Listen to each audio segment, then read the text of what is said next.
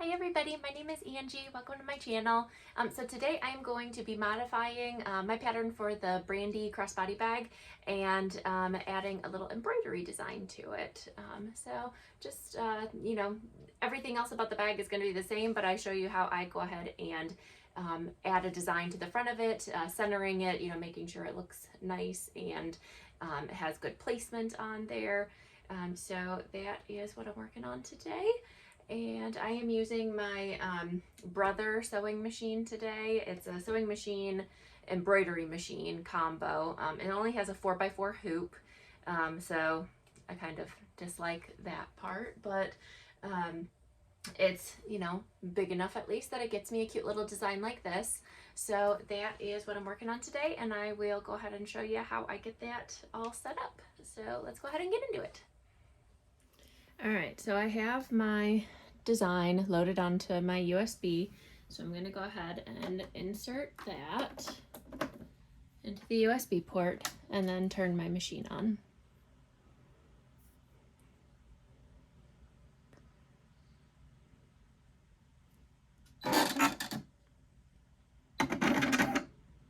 And I already have my my machine set up for embroidery. So I am going to click on this little icon here, which pulls up the USB design that I have on here. And I'm going to select that one and set. So it has the design right here, and if you wanted to add anything to it or move it around on here, you could make those adjustments. But I am gonna just leave it as is. I haven't used this design yet, so this is kind of a trial on my project, so we'll see how it turns out. But I don't have any edits that I'm going to do, so I'm just going to do end edit and embroidery. All right, so now this goes and gives you a rundown of all the different threads that you're going to need. And it looks like there are 9 different threads, and it's going to be a total of 23 minutes to do each of them, or to do everything total. And it gives you a rundown of the time that it's going to take for each. And I don't think you can go through. It's been a while since I've used this. I think there's a way that you can look at each of the colors, but I'm not going to worry about it. So these are the different colors that we're going to need. All right, so we'll go ahead and we got the machine all set up for it, so we can go ahead and get our fabric into the hoop. All right, so I have my piece of fabric cut here, and this is a pattern piece that I'm going to be using for it, and you can tell I cut it much bigger than what I am going to need it to be, just, to make sure that I have enough room in case I don't center the embroidery on this piece. I have enough room that I can, make it work still. So I am going to go ahead, and this is the back side of the fabric. I'm going to go ahead and align this so that maybe we'll do it this way. Yeah, that'll probably be better this way. So I'm just going to kind of center everything on here, and this is my stabilizer that I'm using with my embroidery hoop. And I'm just going to go ahead and I have my adhesive spray here, and just a tiny little bit spritz on there, and then I'm going to flip it around and just center it on the fabric.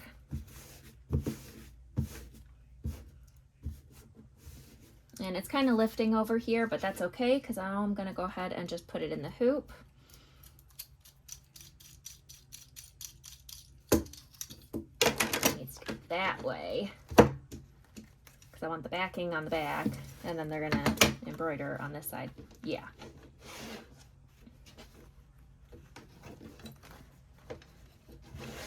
All right, so we're going to go ahead and center it as best as we can on here.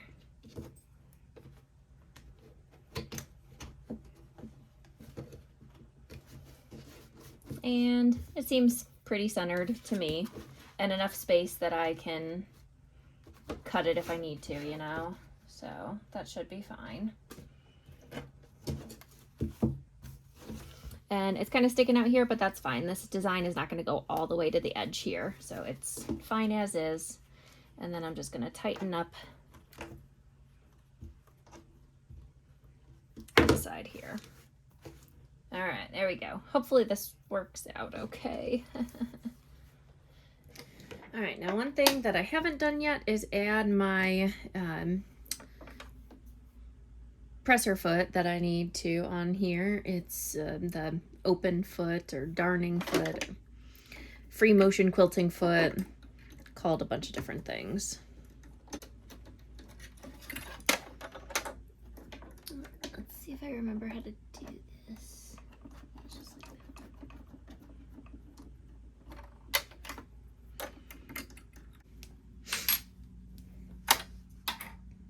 All right, so I got my embroidery foot on there now, and then we're just gonna go ahead and slide this under so I have my presser foot up, and then this just snaps into place.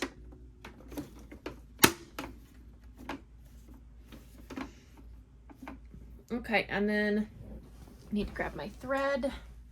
So the first thread is this dark green color. I haven't even opened these yet. I haven't done much with my embroidery machine yet. I've had this machine for like 5 or 6 years.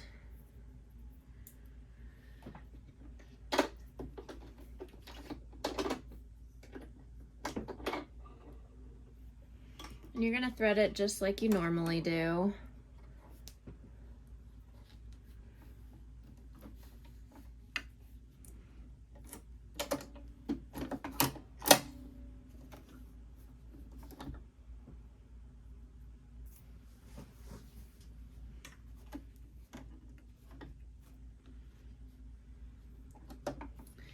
And then I'm gonna go ahead and I need the thread to be down in through the foot. So I'm just gonna go ahead and lower my needle and then lift it back up. And then I'm just gonna take my scissors and kind of swoop underneath it. And then that gives me the thread that goes through the foot. All right, and we are ready to go. So I'm just gonna hold the tail of this, and I'm not resting my hand on this because most likely it's not gonna start right in this spot. So I'm just gonna hold it up and let the embroidery machine move around as it needs to. So we're gonna go ahead and just hit the green light to start.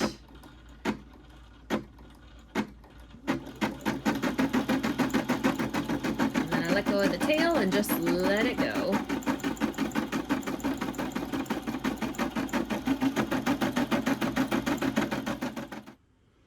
All right, so we got that green done. So I'm just gonna go ahead and snip my starting thread.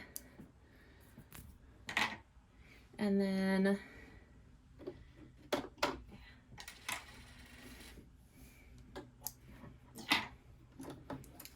get this thread out of there. And then it says that we're moving on to, it looks like this purpley color. What is this? 607. It's nice on these designs. It has the thread color number, the thread number on it, so I can actually match it up with the number that comes on my spool of thread and have it match exactly to their design.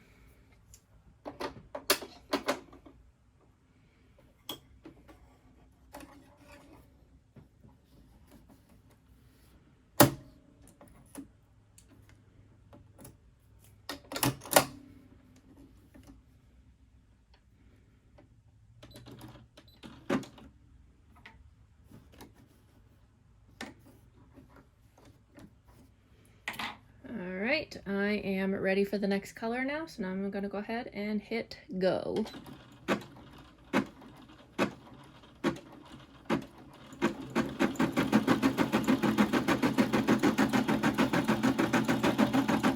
Alright, time for another thread change. So this time I am going to go ahead and trim up just a couple of the bigger threads that are on here.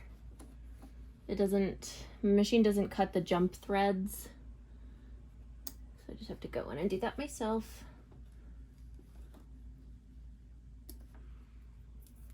All right, those are the big ones, so we'll leave it at that and I can do the rest later.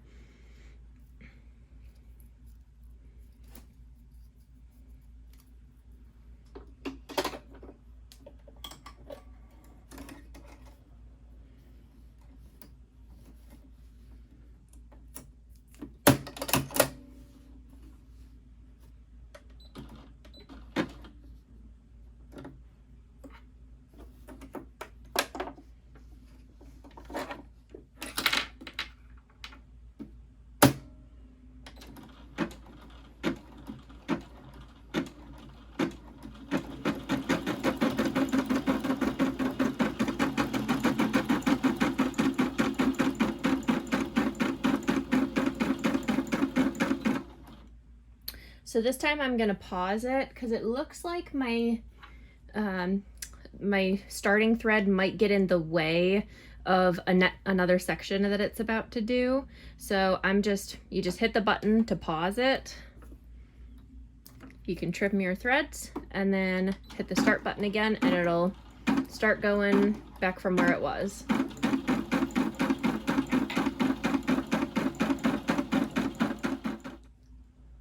All right, so my embroidery design is done and it says finished embroidering over here, so that's how I know that it is completed. So I'll hit OK. And then I can lift my presser foot. I'm gonna pull this little lever back here to take my hoop out. And that's what we got. So now we can go ahead and trim up all of our little jump stitches there and cut this down to the size that we need for our pattern piece.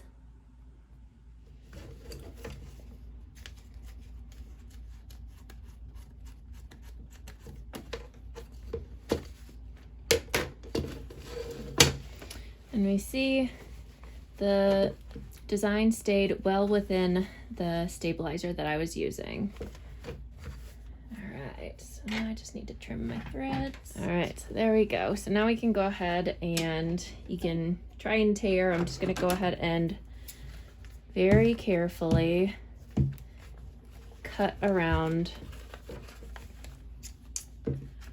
your design here. And I'm just kind of trimming back the paper. Ooh, I missed. Oops. And I'm just trimming this back, just a rough cut around.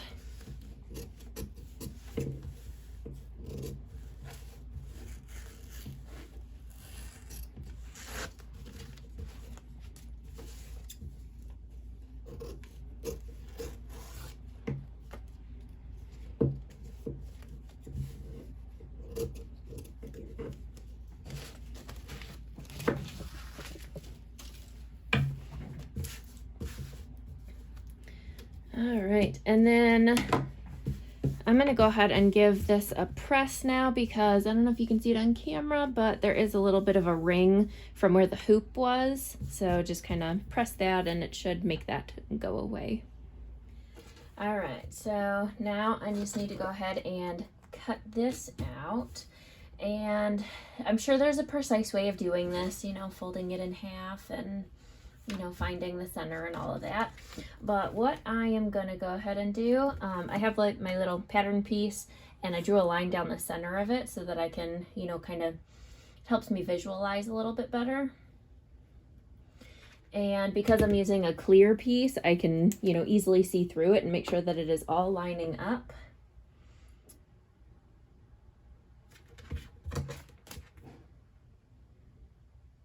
Yeah, okay. And then I'm just gonna go ahead and trace my piece out. And since I'm using black fabric, I'm using this silver Sharpie so that I can actually see. And I think that looks all right.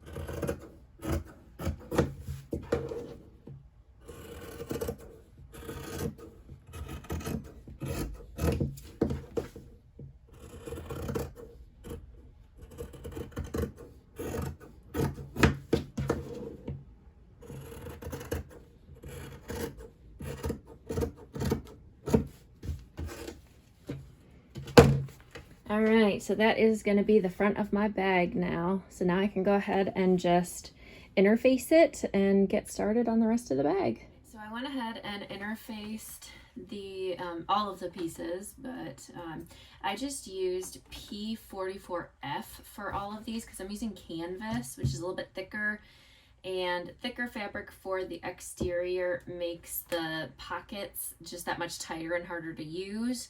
So in order to reduce some of the bulk, I am just using a very, very thin interfacing just to stop the fabric from stretching. So that is what I did.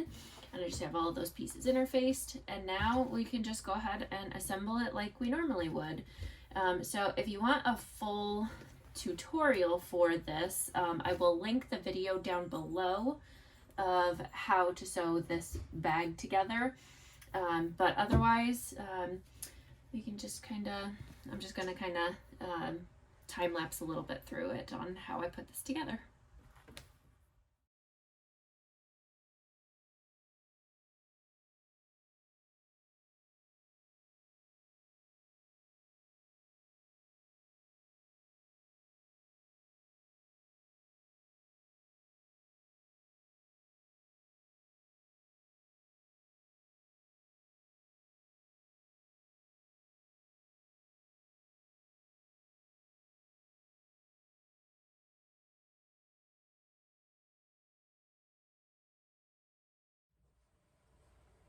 All right, so that is the Brandy Crossbody Bag modified to have a little embroidery design on it.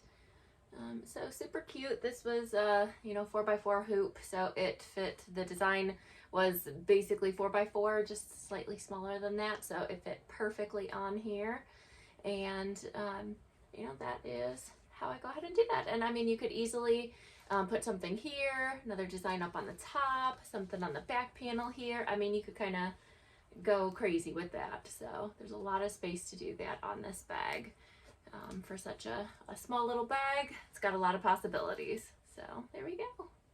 So I hope you enjoyed this video. If you found it helpful, or if you found some fun new ideas of things to try with your embroidery machine, give it a thumbs up. Tangled. Give it a thumbs up, and leave a comment down below if you have any questions or anything, or tips for other people on embroidery, if they, you know, if you are a master embroiderer, which I am not, but I'm working on it. So but yeah, leave a comment down below and make sure to subscribe to stay tuned for future videos. I'll see you next time. Bye.